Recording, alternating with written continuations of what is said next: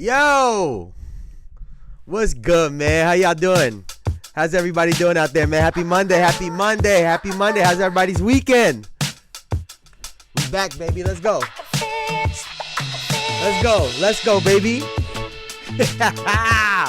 I'm in a good fucking mood today, man. What's good, Big Brucey? What's good? What's good, man?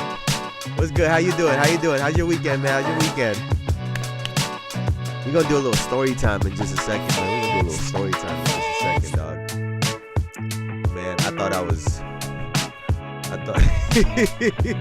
oh my God. Multi-layer story we're about to go through, bro. Multi-layer story.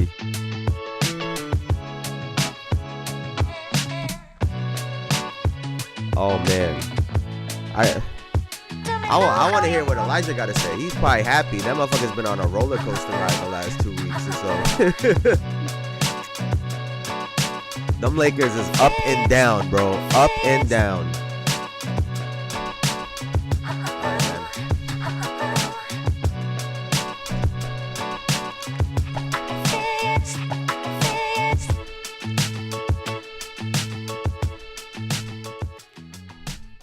What's up, man? Welcome in. How's everybody doing out there? And welcome to another episode of the Jayson Estrera Show, where we talk about basketball as accurate as possible. It was a big weekend. There's big games that we're gonna talk about. We have to talk about the Warriors. We have to talk about the Lakers, and we're gonna do all of that in just 1 second. Like I said, we got story time because I went to a super interesting show last night. We went to go see St. John. I don't know if you guys have ever heard of St. John before. But he's very talented. His first album, let's see.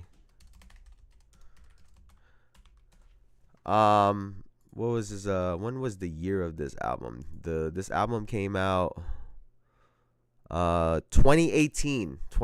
That was his first album, 2018. So that was the first time I listened to him.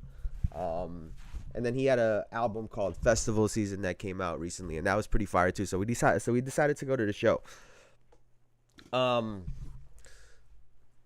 You guys see how we talk about basketball and sports over here, right? I'm very similar when it comes to music. So before we went to the show, I'm trying to figure out the type of crowd it was going to be, right? You know, we've gone to all different shows, from Chris Brown to 50 Cent to Ed Sheeran and so on and so forth, right? Post Malone. Is all different crowds, different vibes, different shows. So I was really curious as to what type of show this was going to be, because and if you haven't listened to Collection 1 by St. John, it's incredible. So you should go listen to it. But ever since he came out, he was a part of that little crew of rapper / R&B singer that was trying to do rock, or, you know, trying to have a rock vibe to them, right? So off that alone, I had a feeling as to what type of crowd this was going to be. And then he became really popular off of TikTok. A lot of people were using his music on TikTok. They were remixing it into house and dance songs and stuff like that. So again, another indication as to what type of crowd this was, right? So let me guys tell you about the night. So we get there early. We get to see some of the DJs. They had 2 DJs and 2 openers, right? It was cool. It was fun. I saw a dude. I saw a little white boy with pink sunglasses on, hat like this, hugging all over his girl, falling all over the place, right? So I'm like, all right, I already see what type of time everybody's on over here, right? So he's fucking stumbling all over the place, right? And let me guys tell you, there were three times that I was like, all right, I know exactly what type of show this is about to be, right? So the first, have you guys ever heard the song International Players Anthem? with with uh with UGK featuring Outkast, right? International Players Anthem. I don't know if you guys have ever heard it. Let's see if we could let me see if I could play like a little snippet of it if you guys could hear it. Let's see. So I typed the text to. Why does that sound like shit? And so they played that, right? And based on how the crowd knew this song, is this song. Let me show you guys this. What the fuck? Show less. Is this song, if you guys don't know. Is this song. Right? UGK featuring Outkast, right? Andre 3000 with an incredible verse on that shit. And so based on how many people were singing along to that song, I knew exactly what type of vibe it was going to be, right? Number two. If you guys ever go to a show, watch how everybody lifts their hands up, right? You go to different shows, you know, when you got like, you know, fucking reggae, Spanish music, motherfuckers got their hands up like this. You go to like a rap show, they got their hands up like this. Right? You go to like an R&B concert, people are like pointing in the sky and shit. When I see people put their hands up and they were like this, I was like, oh, I know what type of vibe y'all are on. I know what type of vibe, man. I know what type of vibe. So the show starts, right? I told you that little dude that was falling all over the place looked like he was on Molly or whatever, right? They beeline to right behind us. We're right in front of like the railing behind like a little DJ booth. And so they beeline, him and his girl beeline to right behind us, right? And I'm like, all right, I don't know what the fuck is about to happen. He starts bumping into me a bunch of times. So I told my girl, I'm like, all right, he's having a good time. Let's just move, right? Let's just move, go towards the back. I know people about to start getting crazy in here. And so we moved. The motherfuckers followed us somehow. They end up behind us again. They're a good arm distance away, not even close to me. And he somehow keeps tapping my fucking hoodie. At one point, they bump into me. I turn around. I'm like, yo, what the fuck? And then they finally leave us alone, right? But the other, and you know, we were talking about the hand gestures, right? I seen the crowd doing this shit. Dude, I seen them doing this shit, bro. I was like, all right, this is the type of time you guys are on. And then obviously the last thing, he started out with, you know, some of the songs I really like from that first album, and he was doing different versions of it. It was interesting. It was interesting. There was a group of two guys and a girl. I don't know if there were a throuple. It looked like I don't know what was going on, but it was just an interesting group. It was a good show. But I think St. John is falling victim to someone that had a vision for what type of music and career he was going to have, but because the way it took off in the house scene and in the TikTok space, he's kind of had to adjust what his show was like. But his fans, it's a cult following, man. It's a cult following. Bro tried doing a prayer at the end. I had to walk out because he kept trying to tell us to say St. John, amen, and I was just not going to say that to him. I was like, no. But it was a good show. It was fun. People watching. We had a good time. People watching. But super interesting group, man. Super interesting group. Now, let's continue on and talk some hoops. But that was my weekend. I hope y'all's was just as much fun. We had a great time. We had a great time, man. I don't know about you guys, but we love to people watch. I just think people are funny. Oh, and then one guy was trying to kill us on the road after. We're driving home. This guy turns into the wrong way, into a one-way, right? There were 3 lanes that we were on. I was in the middle lane. I had to make the left, but for some reason, something was telling me to not take up that left lane. Dumbass turns into that. So he had to go in reverse while all the cars are here waiting. So I make the left. I go, and I had to go make another left, and the motherfucker's in the lane to my right and decides to turn left still when he shouldn't have. It was just, he was trying to kill us, man. It was a very interesting night. I don't know what was going on, but let's get right into it, man. I'm going to start today with the Golden State Warriors. Now, they split their 2 games over the weekend. won their first game against the Denver Nuggets, right? And obviously the Denver Nuggets have been in a lot of headlines because of one man, right? Nikola Jokic, who's been incredible lately. And the Golden State Warriors beat them. And it was off the back of Steph Curry's 36. I mean, he, again, was just incredible shooting the basketball. And honestly, 19 in the first half. You had 17 from Jokic in the first half. It was two stars that were just going at it, right? My biggest takeaway is the fact that the Denver Nuggets are horrible on defense. Like, these guys are absolutely horrible on defense. And Steph Curry was able to get off because of it. And it was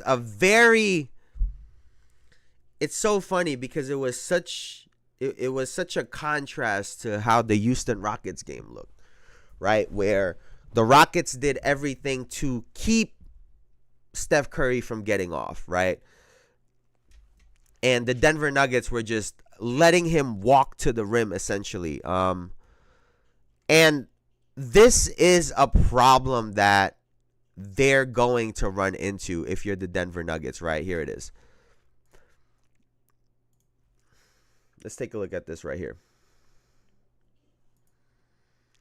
23-21, right? 25-21 now. He's got such a high release.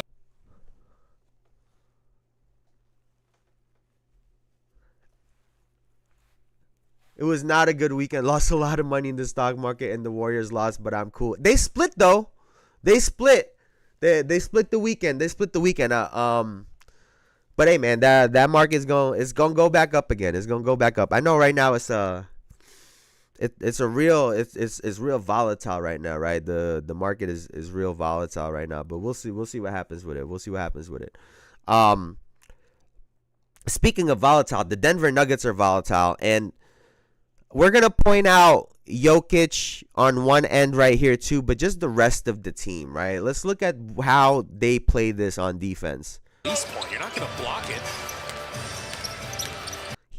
Steph Curry is surrounded by all 5 white jerseys and somehow walks to the rim. This guy literally walks to the rim. Right, with all of the tough shots that he hits, all the threes that he shoots, you can't let him walk to the rim. And I get it, right? Jokic doesn't want to come up too high, even though he probably should have, right? You got to try to cut him off and force Draymond to make a play right here. But Steph gets to this point and just turns the corner. And you know, Christian Brown is in no man's land. He just gets caught watching he gets caught literally watching the ball, does not make a play on it at all. Aaron Gordon is turned around, don't even know what's going on. Russell Westbrook has to stick this guy, even though at this point I would have rather had a Kuminga 3. But just an absolute breakdown if you're the Denver Nuggets. And this was happening on multiple occasions, right? They're horrible on defense. They are horrible on defense. And you know, a lot of people want to talk about Luka and when it comes to him defensively, right? And Jokic, I think, is a much better defender than Luka is. But you can take advantage of it still, right? You need to force him in actions because, like I've said before, if you allow Jokic to be the quarterback of the defense, to direct everyone and point out what's going on and put people in the right spots, he's a much more effective player in that. As opposed to putting him in actions on the ball, and now he doesn't get to do that He doesn't get to play quarterback for his team, right? So now you're putting him into actions, and it makes it very difficult. And so I'm really worried about the Denver Nuggets. Because the way their team is composed right now, right? In my opinion, if you have a Jokic, you need to surround him with a lot of defense, right? You got to put a lot of defenders, athleticism, and shooters around him, right? That needs to be your mix. Honestly, if he were like on the Rockets, for example, right? Take out Sengun, put Jokic in, and he's surrounded with shooters, athleticism, and defense, paired with a guard that can score in volume also. But I'll give a lot of credit to Jalen Green. I think he can take some really bad shots at times, but he's really buying into this team concept over there in Houston, and I think it's a part of why it's really working. But you put Jokic on a team like that with that kind of composition, right, where you let him be the ultimate hub, like JJ Redick would call him. You let him be the ultimate hub on offense to score and make plays. Everyone just be athletic and make shots around him. And then on the other end, you have a bunch of really good to great defenders, one-on-one defenders. It to me, it feels like that would be the perfect setup. And it's a very different team composition that they have in Denver, right? Now, I wanted to point this out because I thought this was really cool. I saw this and I thought, things like this is why I said we should get in-game listen-ins, right? Because I think stuff like this would be awesome to hear.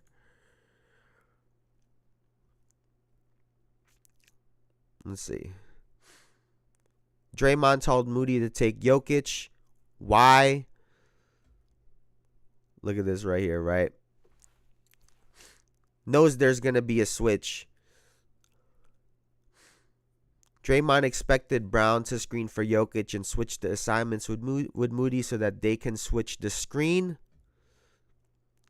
Understanding what's about to happen. To counter, Jokic wanted Brown to get the ball so that he can feed Jokic the entry pass and take Moody in the post. Right? So changing the play on the fly. Draymond realizes what's about to happen and quickly tells Moody to switch back. And you now force Jokic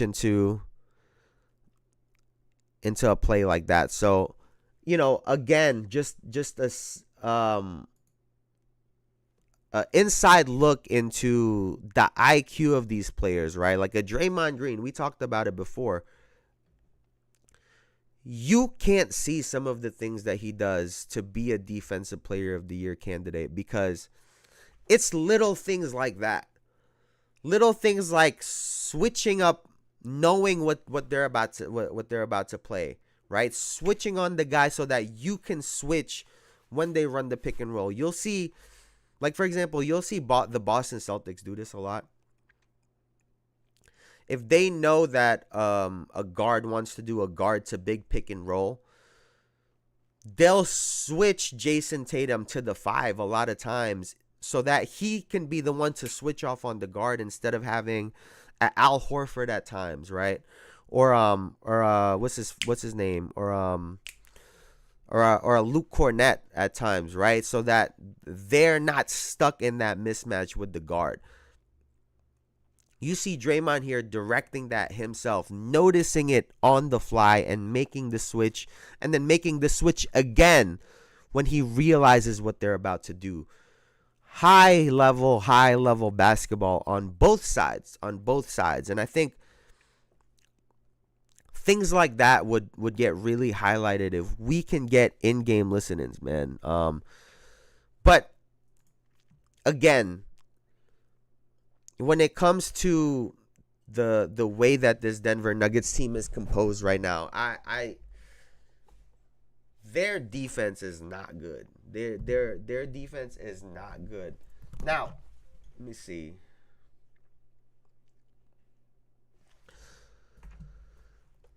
They followed that up, the Golden State Warriors did, with a game against the Houston Rockets, right?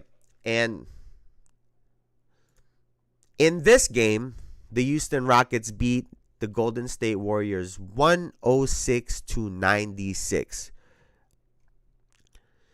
And it's a very different game, right? So against the Denver Nuggets, Steph Curry went 13 for 24, 7 of 15 for 3 for 36 points.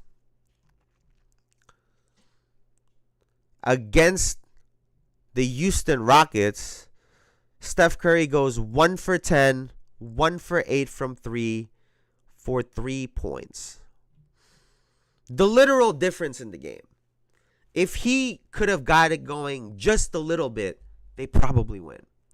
And so, what is so different between the Denver Nuggets and the Houston Rockets, right? So the first thing was the Rockets did a great job of sending two at Steph anytime he was coming off of picks, right?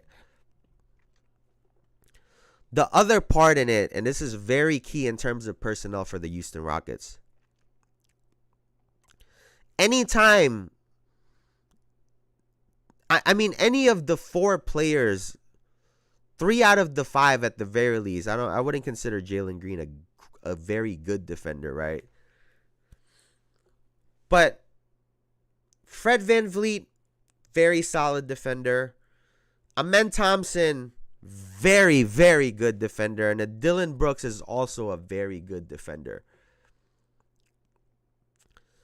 They're sending 2 on him, but at the same time, those 3 guys can hold their own in a one-on-one situation against Steph Curry, especially Amen Thompson and Dylan Brooks. They're going to use their physicality. They're going to use their size advantage to try to force Steph into tough jump shots.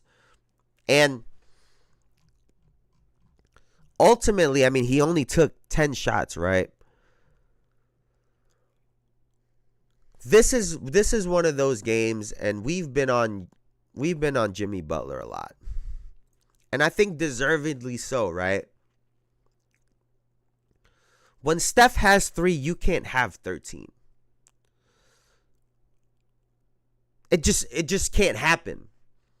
13 points as supposedly the second best player on the Golden State Warriors. This was calling for a Jimmy Butler takeover. And I get it. Those guys are good on defense on the other end. You have to find a way to take those guys. And Dylan Brooks and Amen Thompson. You need to find a way to take those guys, get people in foul trouble, and really impact the game beyond passing the ball around. He's not even looking at the basket. I want to say 80% of the time, 70% of the time, he's not even looking at the basket. And I want to give him a little bit of grace, because to me it comes off watching them that he is not a focal point of their offense at all. It's Steph Curry, and then it's Podziemski. That's how it looks. They very rarely run plays for Jimmy Butler. Brandon Podziemski has a green light, a very green light from Steve Kerr to be able to make plays and take shots.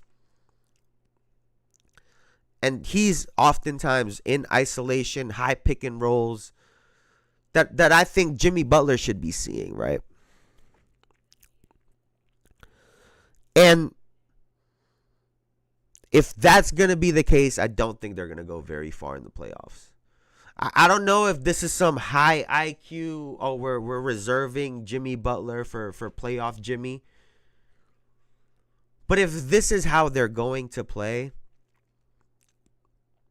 I don't love their chances. Because you could try your best to play Jimmy Butler straight up, play Brandon Podziemski straight up, and just try to send to as much as possible at Steph Curry. And if Jimmy's not going to take over, they're going to have a really hard time. They're going to have a really, really, really hard time. And I was looking at this, man, because Buddy Hield, as up and down as they come, 20 points this game. How much did he have against Denver? 5 points against Denver. It really... Honestly, at this point, I think they would really benefit if they would have kept Klay Thompson. Because for what they're getting out of Buddy Hield, he ran in front of Steph the other day. For what they're getting out of Buddy Hield, they could have just had Klay Thompson still. Even at this stage, to me at this stage, right, Klay Thompson is still a better defender than Buddy Hield. He knows the offense better than Buddy Hield. And their numbers are comparable. This is a super down year for Klay Thompson. Still averages more than Buddy Hield. Shooting roughly around the same percent.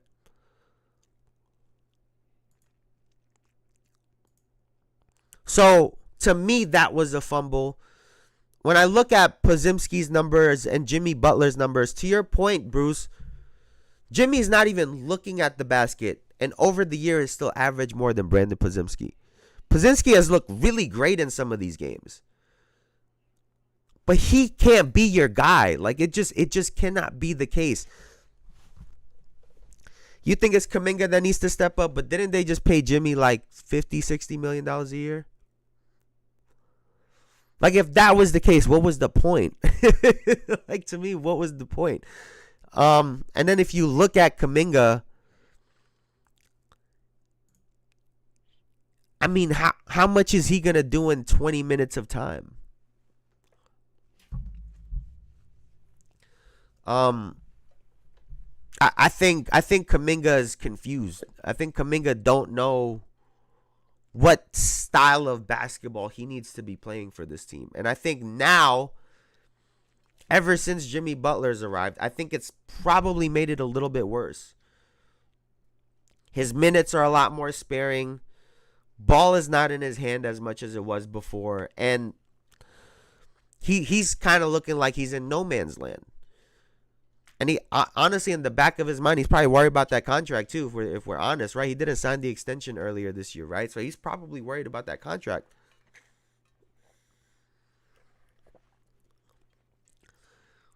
But Steph can't be a one-man army with Jimmy Butler on the team. Jimmy Butler is supposed to be here to relieve pressure off of Steph Curry. And yeah, I get it. Steph is having these big 30-plus, 50-point games, which is great. I thought the reason they got Jimmy was so he wouldn't need to do that all the time. I thought that was the point. We don't need 50-point, 40-point a game Jimmy. We just need 25. like we just need 25. 25 and look for guys, be aggressive, put guys in foul trouble. Like, that's all they need.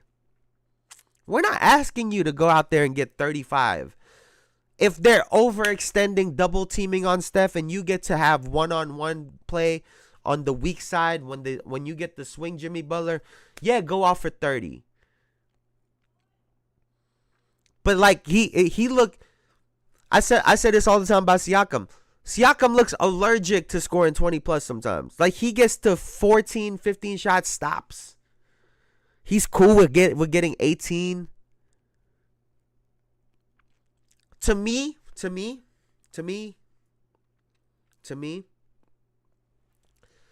that's why I brought up that the fact that it looks like Podziemski is getting featured more in the offense. Because to me, it looks like their game plan from Steve Kerr says Steph obviously gets to do whatever the fuck he wants. Podziemski gets to be kind of second in line in those shot attempts in like 13 to 16 shot attempts a game. And they're saying, Jimmy Butler, you get the scraps. We need you to get like 15 to 18 points. And Jimmy is literally saying, I got you. No more than 18, I got you. Say less. I got you. That's how it looks.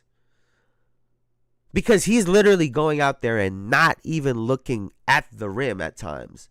And to me, that's very alarming because, like we just said, he needs to be the second man online. He can't be in here just playing defense. Like he can't. Like it's not gonna work. They scored 96 points. 96 points. That's just not gonna cut it, right? That's just not gonna cut it. Even the other game when Steph had 36, he had 19. Podziemski had 26. It's like, I think that needs to be flipped. Personally, I think that needs to be flipped. And, you know, I don't know if they got him to buy into this. We're going to win a championship this year. This is how we're going to do it. This is how we've done it. Da-da-da-da-da. I don't know. But to me right now, Jimmy is not aggressive. They're really missing Klay Thompson. Because if you have Steph out there, Klay Thompson would start. You let Brandon Podziemski come off the bench and kill. You let him get off the bench and just kill. Right? So, and what I would picture in my head is you get Steph, Klay, Jimmy, who is it? Draymond and Looney. Who are they starting? Who are they starting? Oh, they're playing Moody too. They're playing Draymond at the 5. But, you know, what I'm picturing is if you had Klay Thompson, you can sit Klay and Steph, you know, 4-minute mark in the first. Let Podziemski come in and kill. Let him and Jimmy Butler play the 2-man game. Then you come back, however they want to do these rotations. But they're really, really missing Klay Thompson, in my opinion, right now. Because, like I said, the numbers are comparable, but you get a guy that's better on defense than Buddy Hield, and also someone that really knows the offense. So it's really tough that they severed that relationship with Klay, because I think they could really use him on a championship run right now. But we'll see how it plays out. But I think Houston kind of showed, and we've even said this before, right? When they played the Miami Heat. Don't send 2 at Jimmy Butler. They found ways to win still, but when they were winning really big at first, people were sending 2. Teams were sending 2 at Jimmy Butler in the post a lot, and they were just he was able to just cutters and passes. Now that teams are playing him straight up, Steph has to play ridiculous. We get to see really great highlights out of it. To see Steph hitting some of those shots consistently, I don't think is sustainable, right? But let's move it right along. We're going to talk about the big game yesterday. We saw the Los Angeles Lakers take on the Oklahoma City Thunder. This has been a very, very much anticipated game. The Lakers won 126-99. And this game was pretty much over in the first half. It was over in the first half. 78-56 at halftime. The Lakers were 28 of 44 from the field, 63.6%. And 15 of 22 from 3 for 68.2%. I mean, you should not lose those games, right? They shot the lights out of the basketball compared to the OKC Thunder, right? 21 of 46 from the field, 7 of 18 from 3. Right? Not even a horrible stat line, but they hit twice as many threes as the Oklahoma City Thunder did, right? And so Luka Magic was on full display last night, man. Luka Magic was on full display. He was doing his thing, just straight up killing, right? Straight up killing. And if Luka's gonna shoot 5 of 9 from 3, you're probably gonna lose that game, right? OKC is overrated. They are not ready. This is exactly what I worry about this team, right? 26 points for Shea. Now, we know he can go and get his buckets, right? He's the last one that we worry about. They struggle against long teams. And is Jalen Williams going to get you that consistent 20-plus? Right? Is J-Dub going to get you that consistent 20-plus? And who's going to come up right behind him with 15 to 18? That is their biggest issue, and we're not even at the playoffs yet. When the lights get bright, right? You've seen this before. When lights get bright, everybody don't show up. And then to your point, if SJ is not marching to the free throw line, they struggle. Not 100%. It changes the whole game when he can draw fouls on the other teams on so many different levels. We've talked about it. Changing rotations. You got to change how you defend him. Now he gets to march when he draws fouls. He gets to march to the rim for easy layups, because now guys don't want to foul him, so he takes advantage of that, turns corners and gets to the rim. And he's not gonna get the same calls, Bruce, but also, if you run into the LA Lakers, right? Shea is a star in this league.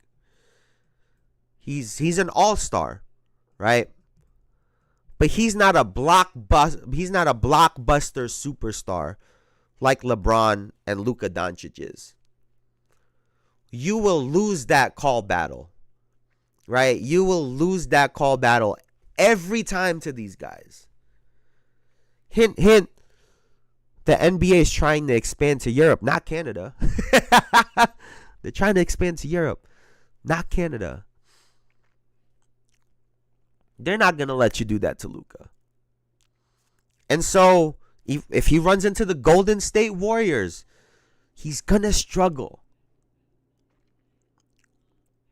Star power matters in the playoffs. And what happens when Shea does not get those calls? He doesn't get to shift the way the game goes. He doesn't get to shift the rhythm of the game. And the Oklahoma City Thunder, they struggle. They don't get the same shots. If Jalen Williams isn't getting off on his one-on-one matchups, creates even less openings for other guys. And the other thing that I noticed, I don't know if y'all saw this, man. Doesn't Chet Holmgren's shot look totally different than when it did in his rookie year? Am I tripping?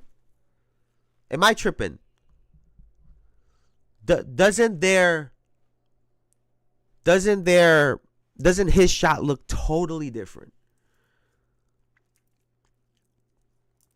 And I worry about that, because I think if they're going to move forward, he needs to be the second best player on their team, on offense and on defense. He's not getting featured like he was. I'd love to see him, put the ball on the floor and make plays. But his shot looks different. I don't know if he's injured, if they changed his shot for whatever. It looks different. OKC does not have a counter if SGA struggles. If I'm playing OKC, I'll make Dort the leading scorer. No, 100%. That's what the Dallas Mavericks were doing to him.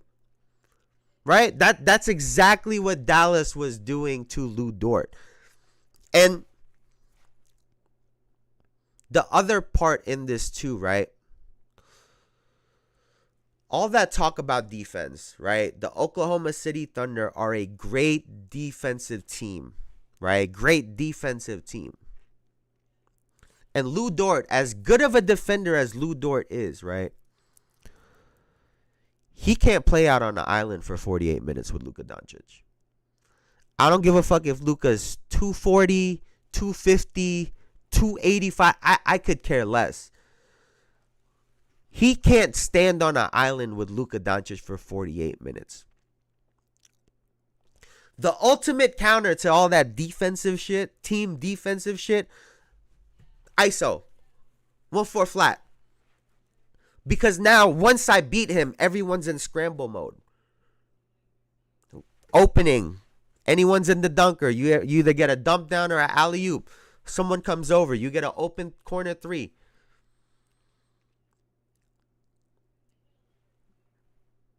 That is what the Lakers have pretty much on every team. They could put anyone on Luka Island. And then his outlet is LeBron James. like, what are we going to do, man? Holmgren has regressed, and honestly, they play better without him. Yeah, because I think he's one of those players, we've talked about, we've talked about Wemby shooting too many threes, right? I think Holmgren is really effective from the free throw line extended. Because as good of a three-point shooter as I thought he was when he first came in the league, right? I don't know about this new shot. He's very good when he puts it on the floor. His spin move going towards the basket is very good, especially when he has size on the players or even someone a little bit bigger because he can get them leaning one way, and his spin is very, very good. If he's not getting those opportunities, they're trying to play him a lot more like a big. He doesn't get to show off all of that skill and talent that he has.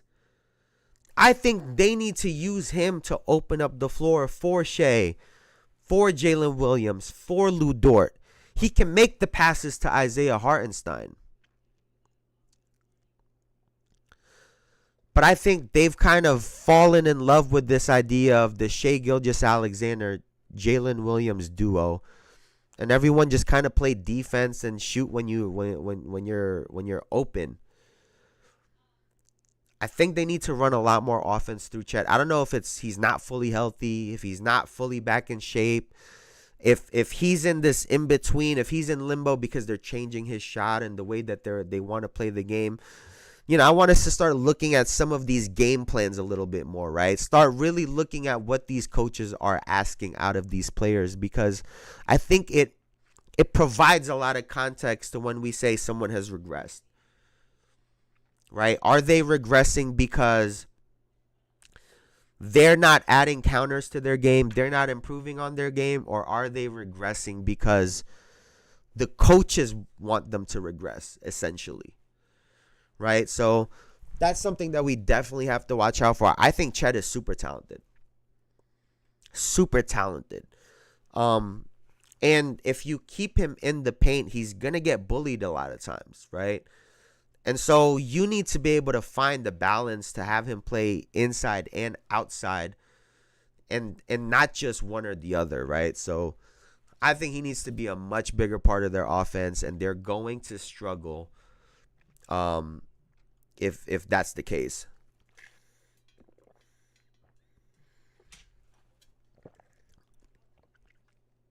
Now, what else we got on this shit, man?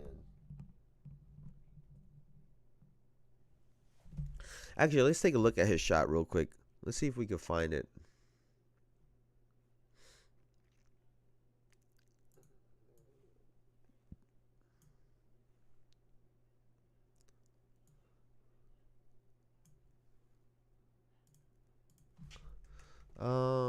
Trying to find this shot from Chet.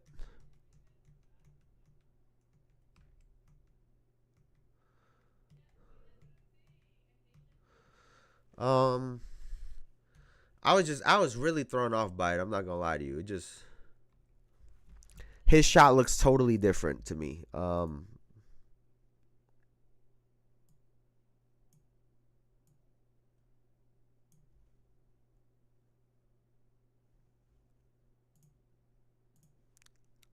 Where's this other one? No. Boom. All right. So this was his shot from last night's game. Second, as Holmgren. Fuck. Where's let's see. Even this on a fadeaway, his shot just looks totally different. Giddy has to find somebody, finds Holmgren, the turnaround shot to tie. It just looked a lot more fluid. Like, his shot looks broken now. It looks weird. His left hand feels like it's a lot lower than his right hand. I don't know. It looks funny. It looks funky.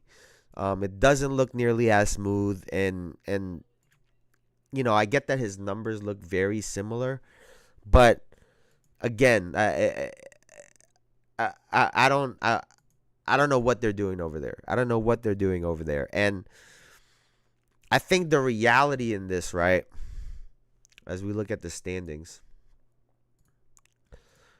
the reality right now is there's a very good chance that we have neither number one seed make it to the conference finals this year. I think there is a very good chance that we have neither number one seed making it to the conference finals. To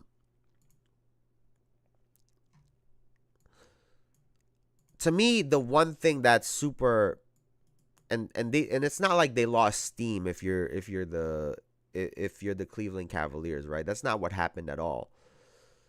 62 wins is still 62 wins. But the fact that the Oklahoma City Thunder had overtook them in terms of the win column weeks ago is not a great sign to me. And you know, I think it speaks to the fact that both of these teams can be stopped.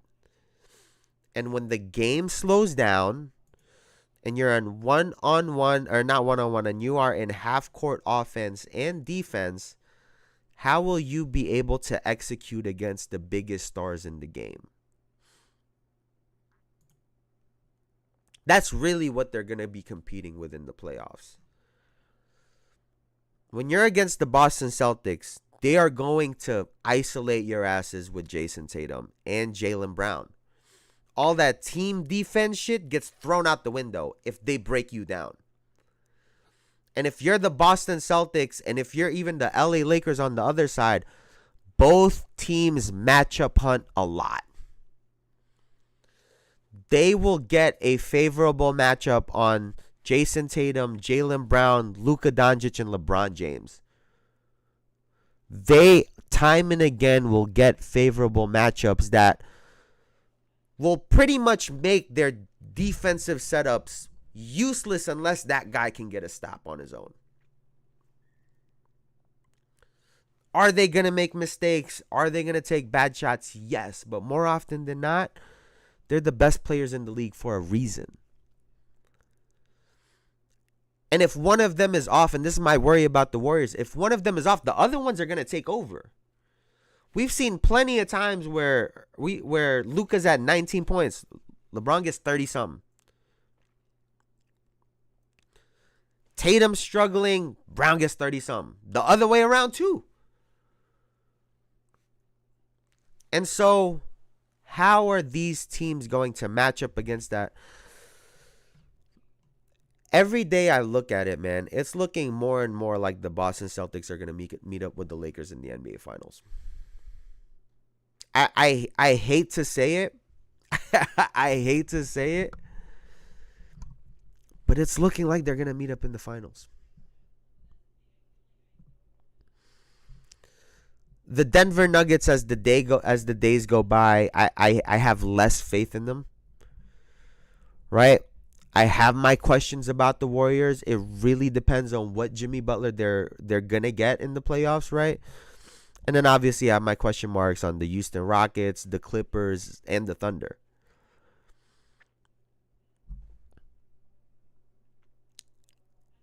I mean, listen, man, listen. It hurts my soul.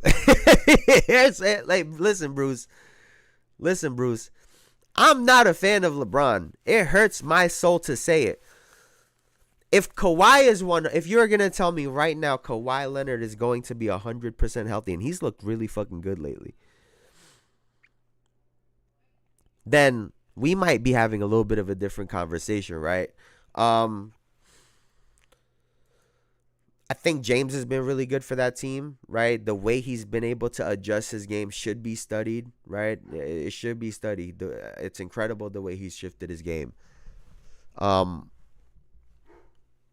Zub has been really good for them. I think they're a very good squad also.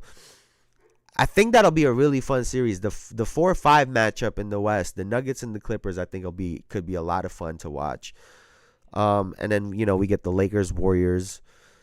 I'm hoping, honestly, what I'm hoping for is we get Thunder, Wolves, right? We keep it with the Nuggets, Clippers, Lakers, Warriors, and then Rockets, Grizzlies would be the matchup that I would want to see. I would love to see that. I think that would be fun to watch. What do you think about what do you guys think about the Clippers doing Defensive Player of the Year t-shirt? Oh, disconnected, reconnecting. Come on. I think we're good, though. I think we're fine.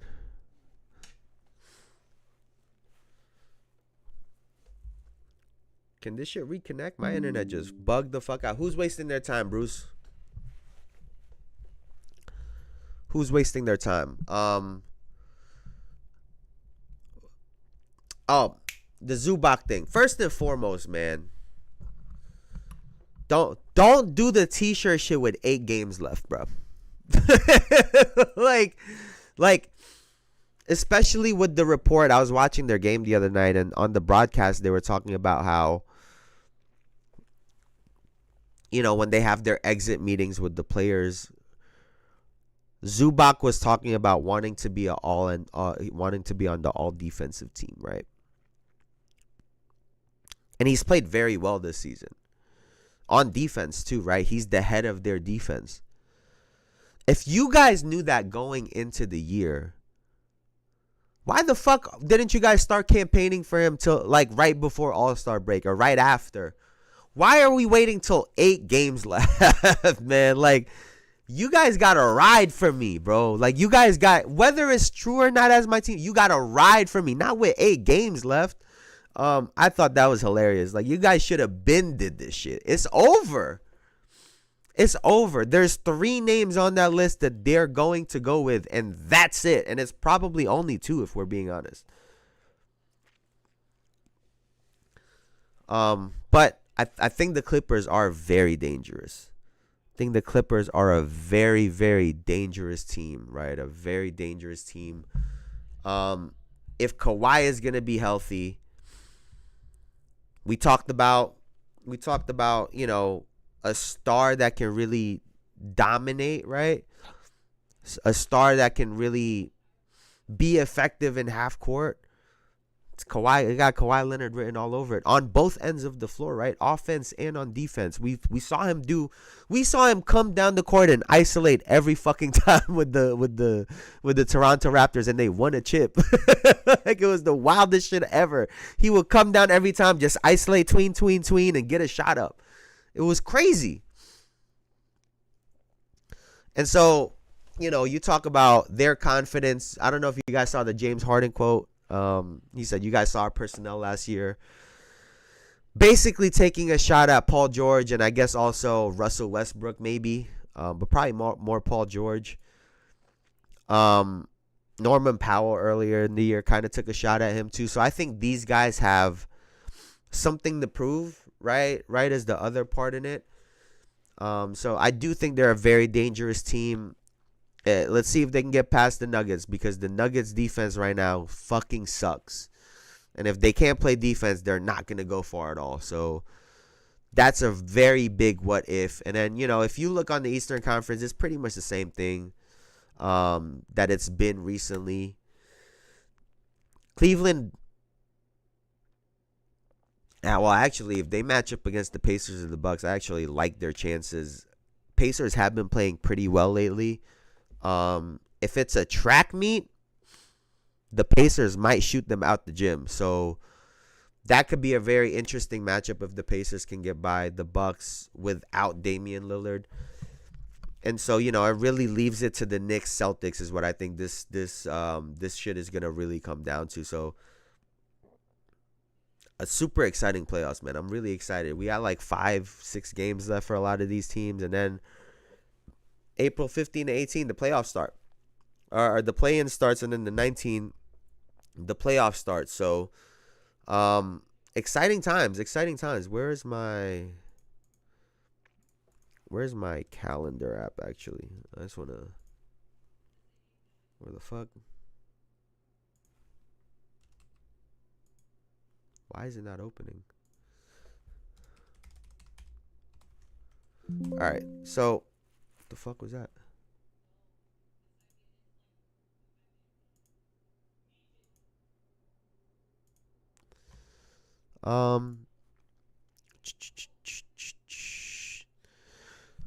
So what is it? It's April. Yeah, so next week, the 19th, that Saturday, games are gonna start. So next week I will be going live Monday, Wednesday, and Thursday because, like I was telling you guys last week, life is lifing, and we have to go. You gotta go do some shit. So so that weekend, I will not be here. Not that it matters because we're not doing a show. I will be back for Monday, right? So I gotta figure it out. It's gonna be a big weekend that I have to just get through. But next week we'll be doing Monday, Wednesday, and Thursday instead of Monday, Wednesday, and Friday, just to give you guys a heads up. But that's gonna do it for me for now, man. I really appreciate you guys as always for hanging out with me. Gonna go drink tequila. Listen, man, I wish. I wish. But I'll fill you guys in some more when we get a little bit more clarity on shit. But hey, man, life is life, man. Life is life, and we gotta go figure some shit out. So I will not be here. I'll do a show early on Thursday, so we'll be doing a back-to-back next week, Monday, Wednesday, Thursday. But thank you guys as always for hanging out with me. I'll be right back here on Wednesday. Before I go, please like, comment, subscribe, all that good shit. I really appreciate you guys. Thank you guys as always. Bruce, you're the fucking GOAT. Thank you guys so much. Y'all could have been anywhere on the internet, but y'all were here with me, and I appreciate you for that. Thank you so much, man. I'll see you guys on Wednesday. Y'all have a good one, man.